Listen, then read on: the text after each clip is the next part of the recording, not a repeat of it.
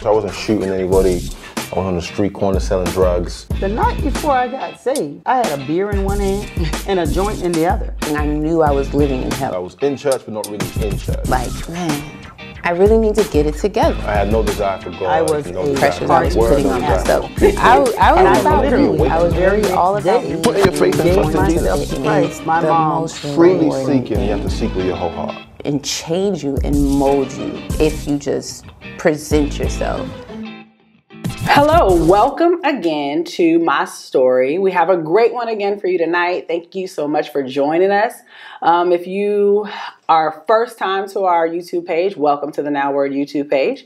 Be sure to click click subscribe, and don't forget to hit the notification bell for everything.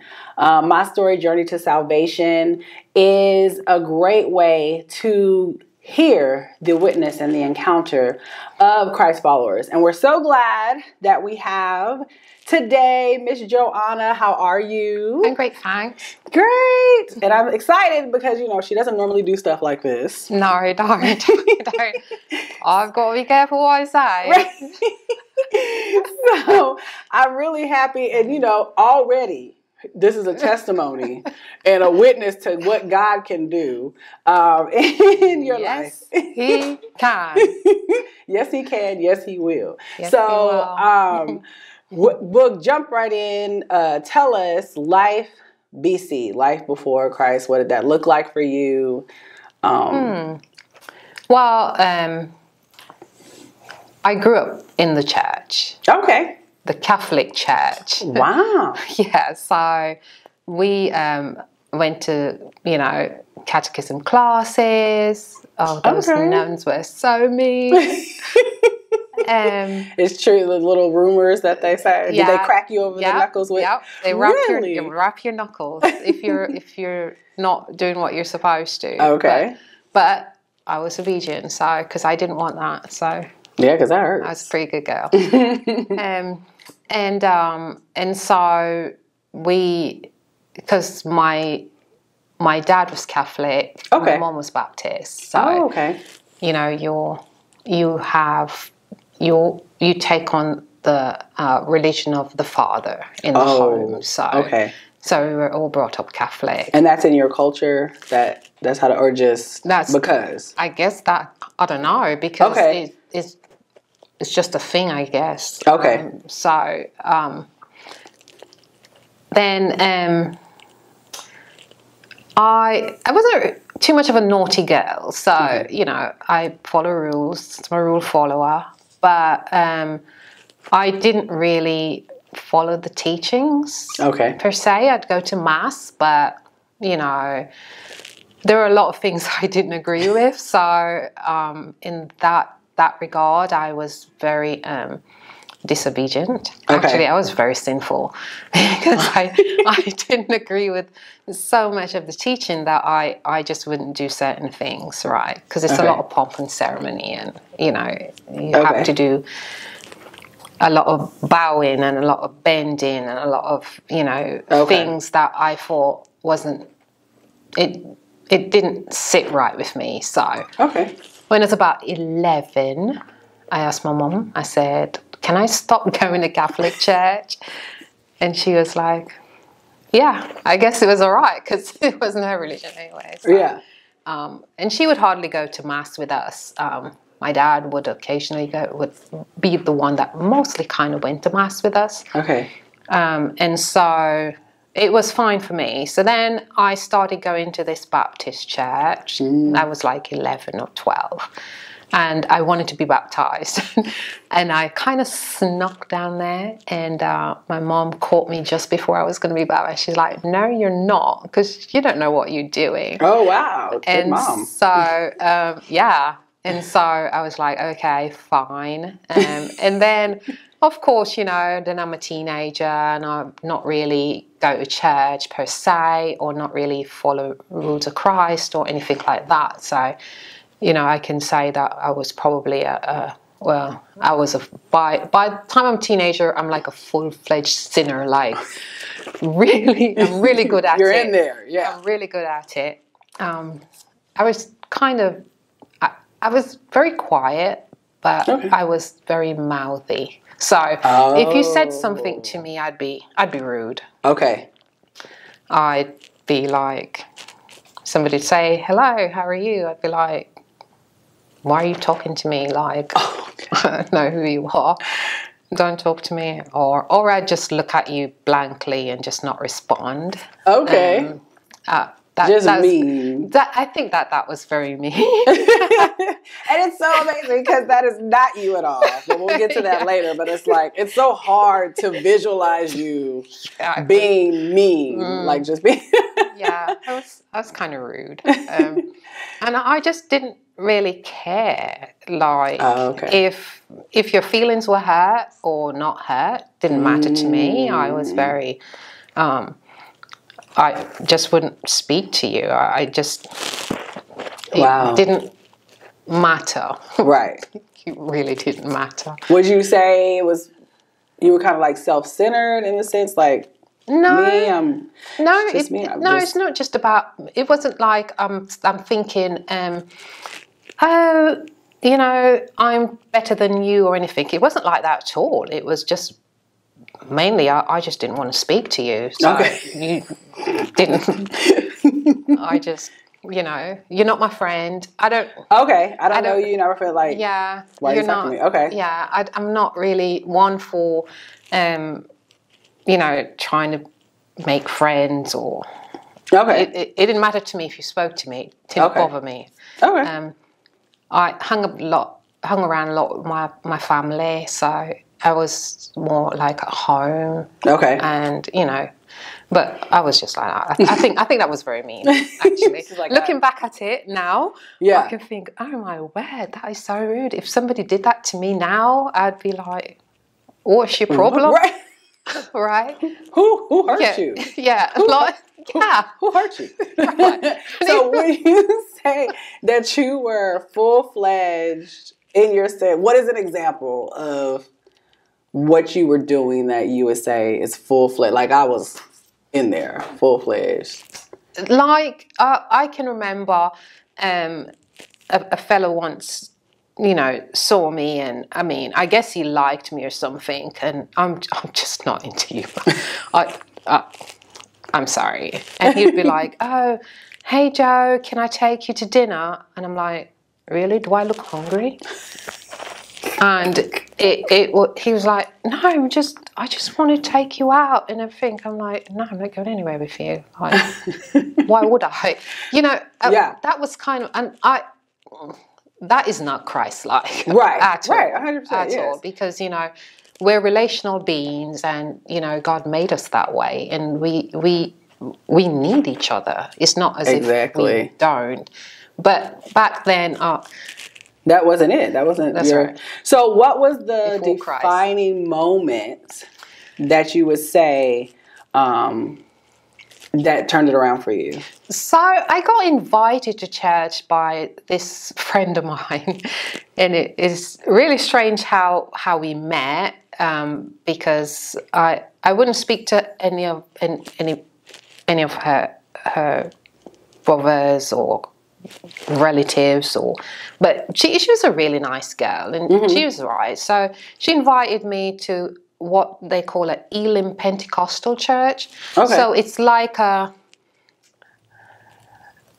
can't say that, but it's more like almost like non-denominational type. Okay. It was very, very much like a non-denominational church. Yeah. Okay. So they had praise and worship, and it was kind of like a casual atmosphere and everything like that. My mom didn't like her much at all, actually. Come to think of it. But yeah, I went with her, and then I don't remember what they were speaking on, but I was like, oh, I really need to kind of like turn around, because this is how I behave is not right. It's not, of God. So, but I was kind of like, it wasn't kind of like sudden for me. Like one day I'm like this and the next day I'm like that. It wasn't like that at all. So I was like, gradually I started like, yeah, I need to change, I need to do this. Then I started reading my Bible again. Because I used to read my Bible a lot when I was younger. But then I stopped reading my Bible, stopped praying, not really connecting with God, not really, you know, just out there, right? Right. Just out there. And so I just slowly started doing that. And I ended up not really going to her church very often, but I would still go occasionally. Okay. And I was kind of like one of them people that I don't have a church home. I don't, you know, if you invite me to church, I'm going to go. So I've been to Jehovah's Witness Church. I've been to that Elim Pentecostal Church. I've been to a Pentecostal church. I've been to Church of Christ Church. I've been to... you checked all the boxes. Catholic Church. I've been to, oh my gosh, Latter-day Saints Church. Wow. Okay. I've been to, if you invite me to church, I'm going to go. Okay. Well, I mean, that's kind of, like you said, it just, when that defining moment started turning around, you just wanted to be in God's house. Right. You know, not necessarily where at that point. You just knew that you wanted to be in God's house. You knew something changed. You had a realization. And I think that's important too. Sometimes we think like what we call big sins, like, you know, nothing... God, everything big. Look, we make sin, we level out or score sins, but sin is sin. And so yours, what we would quote unquote say is not a big sin, not necessarily. Maybe it's good that you're saying it because some people might not say being mean or just being standoffish or whatever, dismissive to someone is... I don't care about people's feelings. Right. That is definitely... Exactly. Like simple. You said, like, you know... It's not Christ-like at all. Exactly. And so you started having that conviction. Yeah. You started... And when do you think your kind of attitude or... When did you start to see that change? When did you start to see yourself get nicer? So, I don't know if I really got nicer per se. I think you did. I mean, I didn't know you back then. But. Yeah, but what I did, I started thinking about other people's feelings. I think that's what it was like. Oh, what if somebody said that to me? How would I feel? And the answer was, I really wouldn't care. So I had to use a different tactic. Approach. I had to be like, you know what? It's just wrong. And so I really shouldn't do that. And the more I read the Bible, to be honest, I think it made me realize more that it's just not the right thing, eh? And so I remember having my sister had a couple of friends, and they were like, I think Pentecostal or something, whatever. And I spent a couple of weeks with them. And that was kind of like a real change for me. We literally studied Bible verses, memorized Bible verses. And for 2 weeks that I was with them, we were in our word, we would pray. And that's when I knew that, listen, this is a life that I really need to stay in this life. And then I just gradually... did it. I mean, I didn't get baptized until I was in this country. Wow. Actually, at Now Word. Oh, yeah, I think I remember that a while ago. Yeah. When we used to have baptism at Pastor Flower. Yes, I remember that. And so, I mean, so it's been a journey for me. And even coming to Now Word, it was like, you know... My husband, after the first visit, was like, oh, we're joining this show. And I was like, time out. Wait a minute, you're jumping too fast. Whoa, there are some things I need to know.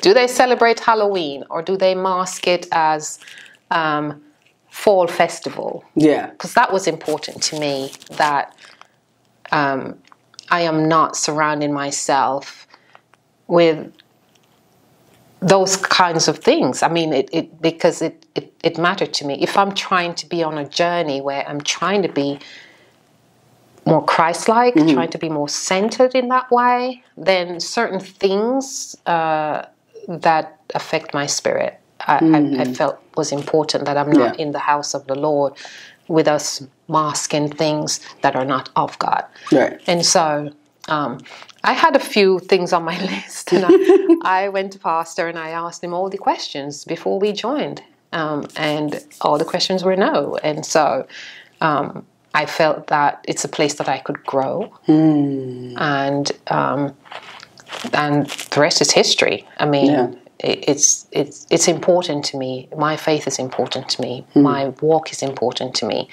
and I try not to let things derail that. Right. And so, I mean, I'm not saying I don't sin, because I do. It's a struggle every day. Right.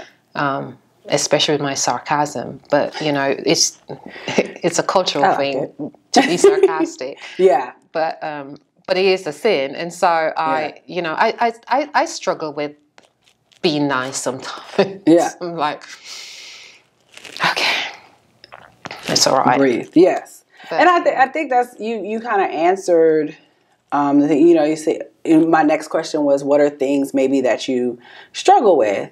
I think it is important for people to hear that we are imperfect people serving a perfect God. And every day, there are so many key things you said in that, where every day I read my word, you know, I started praying, I started being in my word, because those are the things that make you a stronger Christian, a better Christian. Those are the things that cause those sins to fall off.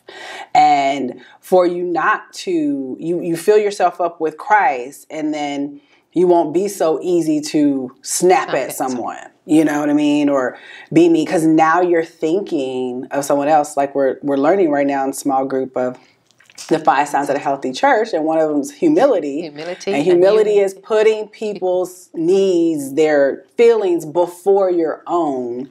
Maybe not necessarily that you're wrong, right? And whatever the situation is, but I choose to, for the sake of my relationship with Christ, for the sake of the relationship with this Christ follower, to be that example and put their needs. And so that is the key. Like, but doesn't mean that sometimes, like you said, that you're going to have to, you know, go pray or go do that. Right. I have to do that. I extricate myself from situations, and I try to, because I know how I am, you know, I know how I am.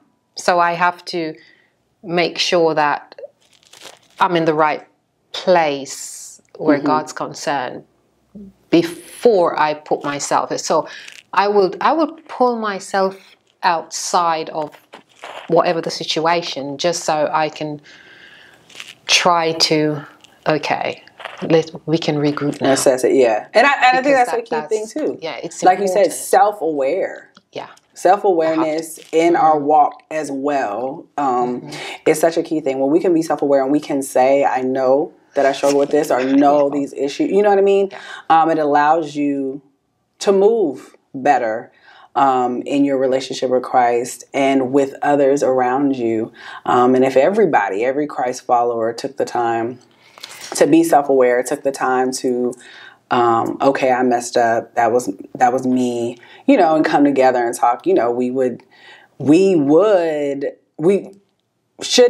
have conflict, but it shouldn't last. Exactly. Right? Because we're all going back, assessing ourselves in the situation. Yeah, it got heated, but where did I fall? Praying about it, seeking God about it, then coming back together and saying, let's talk this out. Yeah. So what is the biggest blessing you would say?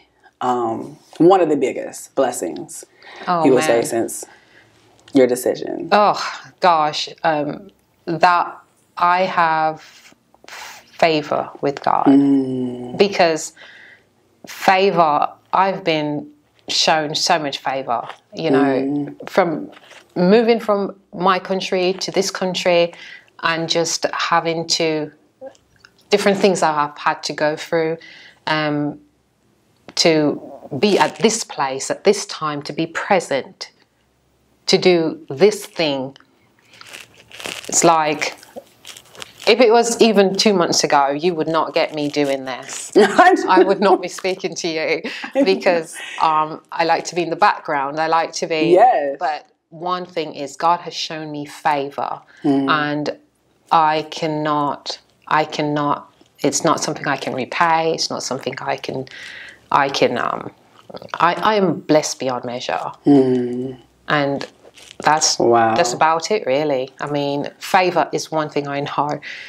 I see over and over and over and over again, over and over again, and so I just know if I just press into Him, I'll be all right. Yeah. I'll be all right. So, what would you say to someone out there watching right now? Maybe they are struggling with their decision, or maybe not, just haven't made the decision. They've stumbled across this My Story. What would you say to them in seeking out Christ? I'd say go for it.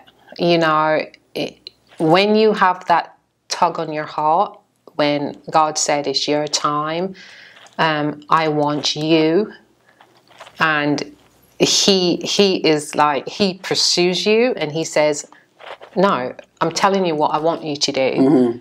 Just do it. Yeah. It may sound simple, and I know that there's a struggle, tug of war, but I think it doesn't matter if down the road it's like a seesaw or if it's like a roller coaster. He's still going to be there, and I would just say, just jump in head first. Awesome. It'll be all right. Yay! Well, y'all, we are done. You did it, Joanna. And it's so happy that you did, because the Lord did lay you on my heart to do it. And I knew that, I was like, she might be, you know, but you did pray about it. But I think that's, you know, again, what My Story is about us as Christ followers sharing our journey, talking more about, right? The person you see here was not always the person that you see here today, you know, to give others a chance in a window, you know, a peep into and what God can do, like a testimony and a witness of what God can do. So thank you all again for joining us. If you are someone out there and you are seeking, or you just want prayer, you want to connect with the church, just visit nowword.org, click the connect tab, and one of our leaders will get with you. We'll pray with you. If you want to do salvation, we'll walk you through that. That is the greatest decision you will ever make. And surround yourself. If you're out there, maybe you're struggling, maybe you are in the walk, but you feel like you're struggling. Surround yourself with good, godly people wherever you are to help you grow. Get in your word. Like Joanna said, start praying, like Joanna said, and watch God do a major difference in your life. Thank you again for joining us, and we will see you next time on My Story. Thank you for watching. Bye-bye. Next time on My Story. Just trying to be in the mix and not be weird or not be awkward. You know, I just had the strong consciousness of not being the weird Christian-y, weird churchy guy. Okay. And so that probably caused me not to be as authentic in my faith as I could have been, because I wasn't really trying to express my faith. I was trying to fit in.